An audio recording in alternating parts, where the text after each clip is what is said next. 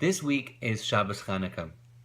When we light the menorah, we don't utilize or use the light of the menorah for any external purposes other than being able to look at them and remembering the miracle of Chanukah.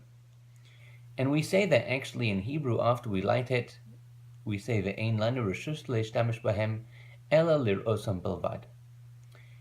We see a teaching from Hillel in Ethics of Our Fathers. He states the following. He says, Al tomar lekashe'efne eshne shema lo tipane. A person shouldn't say that when I have free time, I will make time to be able to learn and to be able to study. Carries on Hillel, for I may never find the time to be able to do so. We see an interesting law when it comes to writing a Torah scroll, a Sefer Torah. In order for a letter in the Torah scroll to be valid, in order for it to be kosher, the halacha, the Jewish law tells us it has to be surrounded by parchment. It cannot be conjoined to any other letter. It has to have a margin. It can't be on the edge of the Torah. It has to be surrounded by all four sides of parchment. When reading a book, you may or may not have noticed that there is a lot more white on the paper than black. There are margins on the book. There are spaces between the lines. There are larger spaces between paragraphs, and it's specifically designed in order to be able to enable the reader to absorb what the reader is reading.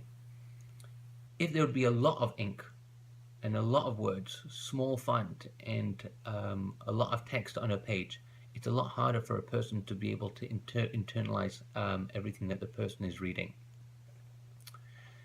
Going back to the candle, the Chanukah menorah, we sit next to it and don't utilize it for anything.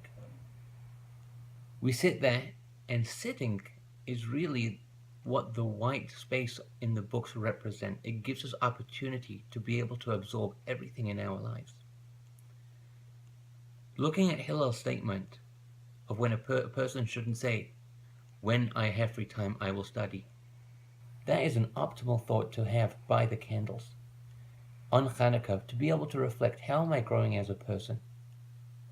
How am I educating myself, specifically within Jewish education, learning Torah, becoming more acquainted in who I am as a person? I don't think there's a more apparent time than today on Shabbos Chanukah, where we at Makar are going to be starting our first Shabbos in our new building, where we represent encouragement and opportunity of Jewish education.